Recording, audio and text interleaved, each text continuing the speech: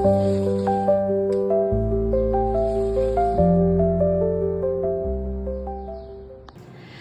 sejahtera, salam Malaysia Madani, salam Dikayaku demi ilmu dan dharma. Pada hari yang penuh dengan kegembiraan ini, kumpulan kami akan memperkenalkan bahan bantu mengajar yang menarik ini. Kumpulan kami terdiri daripada 3 orang, yaitu saya sendiri, Mo Shu Shen, Saya Angelina Hui Ling. Dan saya Bun Hui Ying. Sebelum itu, kami ingin menerangkan apakah itu literasi bahasa, apakah itu literasi menulis dan literasi membaca, serta kepentingan literasi bahasa. Literasi bahasa merupakan kemampuan dalam diri seseorang untuk menulis dan membaca. Kemampuan merujuk kemahiran atau kebolehan menguasai kemahiran bahasa tanpa kesukaran. Dengan kata lain, literasi bahasa atau celik huruf bermaksud keupayaan membaca dan menulis, atau keupayaan menggunakan bahasa untuk membaca, menulis, mendengar, dan bertutur. Literasi menulis ialah satu kemahiran asas yang perlu dipelajari oleh semua murid. Tahap celik atau literasi menulis yang tinggi diperlukan apabila menggunakan skrip untuk berbagai fungsi yang agak khusus. Literasi membaca ialah keupayaan untuk memahami dan menggunakan bentuk bahasa bertulis yang diperlukan oleh masyarakat dan dihargai oleh individu. Pembaca boleh membina makna daripada teks dalam pelbagai bentuk.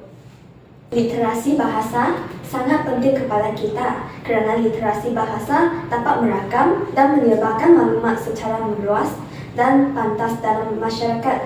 Selain itu, kemahiran literasi dapat memudahkan murid-murid mengakseskan maklumat yang diperlukan dalam konteks pembelajaran. Tambahan pula, pembelajaran literasi adalah membantu murid-murid memahami dan mencari strategi yang berkesan dalam kemahiran membaca dan menulis, termasuk kemampuan mentafsirkan makna teks yang kompleks dalam struktur tata bahasa dan sintaksis. Baiklah, bahan ini bertujuan untuk mengajar murid membaca dan menulis. Menerusi proses pengajaran yang akan dikendalikan nanti, bahan bantu mengajar dapat mendatangkan kesan yang efektif kepada murid-murid.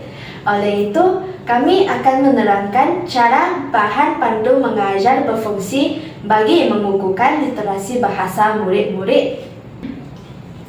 Baiklah, bolehkah sesiapa bagi tahu cikgu apakah ini? Betul, ini ialah sebuah rumah yang besar. Baiklah, cuba murid-murid lihat apakah yang terdapat pada pintu rumah ini. Wah, banyakkan benda-benda yang menarik ini. Sekarang cuba kita lihat satu demi satu. Pada pintu depan ini terdapat 2 jenis kad perkataan. Cuba murid-murid teka apakah benda ini. Benda ini merupakan sesuatu yang akan kita gunakan pada setiap hari. Benda ini boleh menutup bahagian atas tubuh badan dan merupakan benda yang sangat penting bagi semua orang. Ya, betul, yaitu baju. Baiklah, mari kita lihat yang seterusnya. Coba teka ini apa? Benda ini sudah tentu semua murid akan pegang setiap hari. Kita memperoleh pengetahuan melaluinya dan benda ini pasti ada dalam beg murid-murid. Benda ini ialah buku. Ya, jom ikut cikgu baca. B-U-Bu, K-U-Ku, buku. Pandai sekali.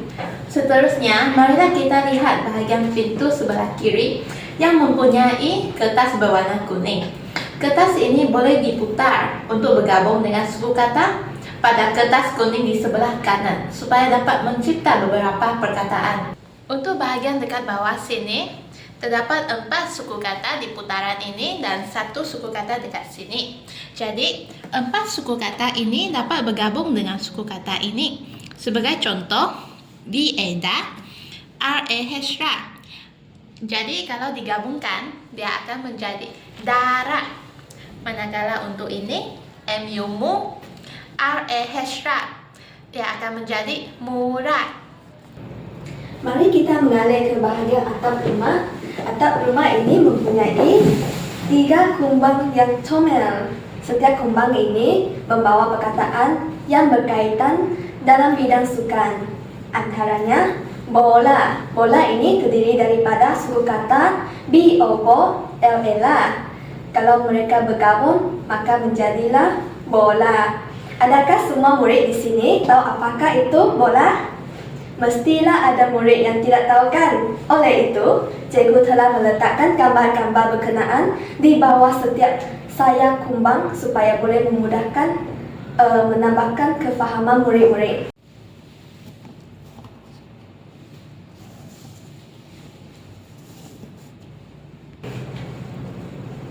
Inilah gambar bola. Kemudian, tali terdiri daripada suku kata T-E-T-A L-I-L. Dan di bawah sayap kumbang ini terdapat juga gambar tali yang boleh dilihat oleh murid-murid. Dan akhir sekali, kasut terdiri daripada suku kata K-E-K-S-U-T sut. Dan di bawah sayap ini juga terdapat gambar kasut. Marilah kita lihat di bahagian bawah. Bahagian ini terdapat 2 pasang bunga yang mempunyai 8 suku kata pada kelompok masing-masing. Setiap bunga ini boleh dipusing maupun ke kiri atau ke kanan. Cikgu ingin murid-murid mencari suku kata yang boleh dibentuk mengikuti gambar-gambar yang diberikan di atas. Selepas mendapatkan jawapan, cikgu minta murid-murid untuk menulis jawapan pada ruang yang sedia ada di tepi gambar tersebut. Contohnya, gambar ini menunjukkan sebiji ciri. Ciri terdiri daripada suku kata CIC dan LIL.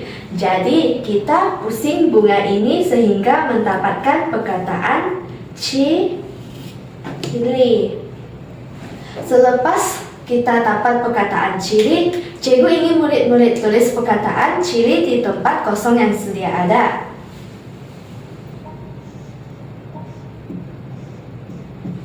Manakala gambar ini merupakan satu gambar foto. Jadi, kita pusing bunga ini sehingga mendapatkan perkataan for dan to.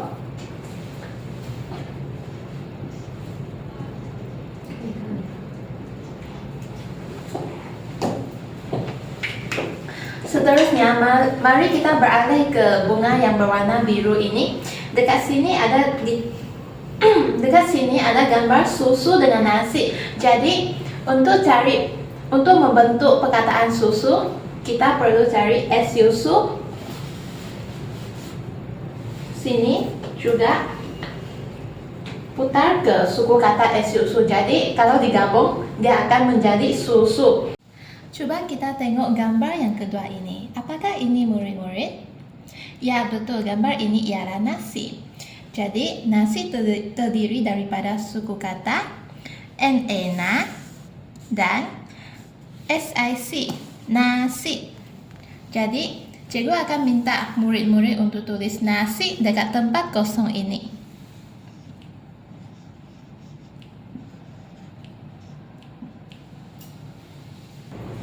Mari kita beralih ke bahagian belakang. Bahagian ini mempunyai banyak penyepit dan tali yang berwarna-warni. Pada bahagian ini, cikgu akan meminta murid-murid untuk menyambung semua tali mengikut warna yang sepadan. Aktiviti ini sangat sesuai untuk murid-murid pada peringkat pra-menulis supaya mereka dapat melatih otot tangan dengan membiasakan diri untuk memegang sesuatu. Bukan itu sahaja, tulisan murid akan menjadi lebih gemas, jelas, dan teratur. Sebagai contoh, cikgu akan padankan tali yang berwarna jingga ini ke penyepit yang berwarna jingga.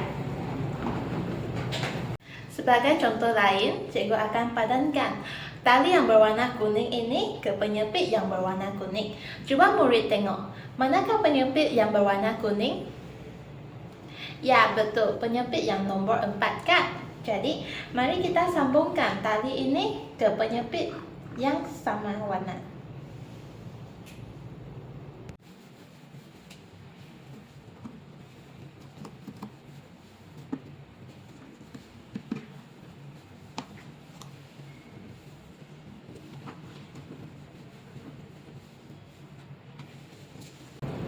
kita beralih ke bahagian yang seterusnya. Mari kita lihat apa yang terdapat pada permukaan ini. Baiklah, cikgu mau tanya, apakah bentuk ini murid-murid? Ya, tepat sekali. Ini adalah bentuk bulan. Ada nampak kad perkataan ini? Kad perkataan ini boleh dipusing dan terdapat banyak gambar-gambar pada bulatan ini kan. Dengan ini, tugasan kita adalah mencari perkataan yang sepadan dengan gambar pada bulatan ini. Tanpa melengahkan masa, jom kita lihat apa gambar pertama. Yang ini apa? Ya, betul, mata. Jadi kita mengalihkan perkataan mata ini, kita pusing ke bahagian mata ini. Yang kedua, apa ini? Buku kan? Jadi kita cari perkataan buku dan pusing ke gambar buku ini. Yang akhir itu adalah roda. Yang bahagian bawah ini cikgu mau minta murid-murid untuk menjawab.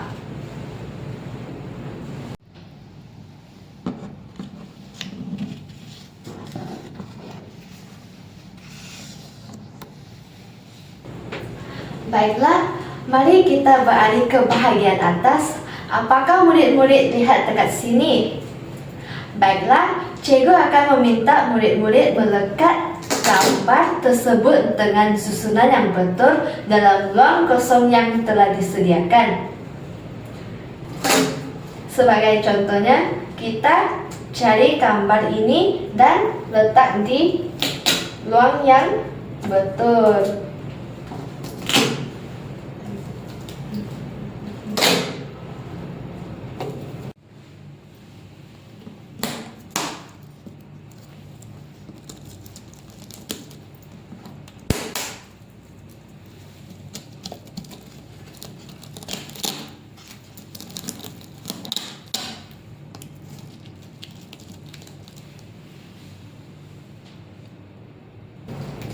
Sudah pasti semua murid pernah menonton kartun ini kan? Apakah gambar tersebut? Ya, benar sekali. Mesti murid-murid tidak sabar mau buka pintu rumah ini dan lihat apa yang terdapat dalam rumah ini kan? Sekarang kita akan membuka pintu rumah yang telah dinanti-nantikan. Wah, lihat! Terdapat satu sotong gurita yang sangat besar di dalam rumah ini. Sotong ini kata dia sangat lapar. Jom kita mencari makanan untuk sotong ini. Nampak kan suku kata yang banyak dekat kaki sotong ini? Misi kita adalah menyusun suku kata ini berdasarkan gambar-gambar yang diberikan pada pintu tersebut. Sebagai contoh, EPA terdiri daripada suku kata IE dan PAL. Dengan ini kita mengeluarkan dua suku kata ini dari kaki sotong dan melekat di atas gambar EPA.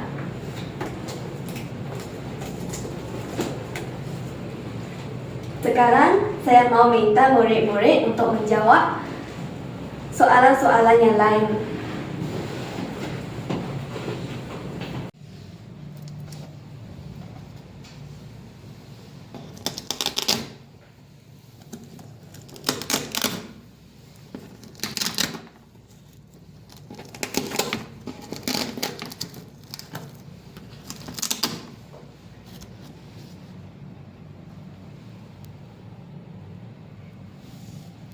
Maka itu sahaja sesi pengajaran yang dikendalikan oleh kami. Pasti murid-murid seronok dengan sesi sebentar tadi kan? Maka itu sahaja daripada kumpulan kami. Sekian, terima kasih. Harap jumpa lagi.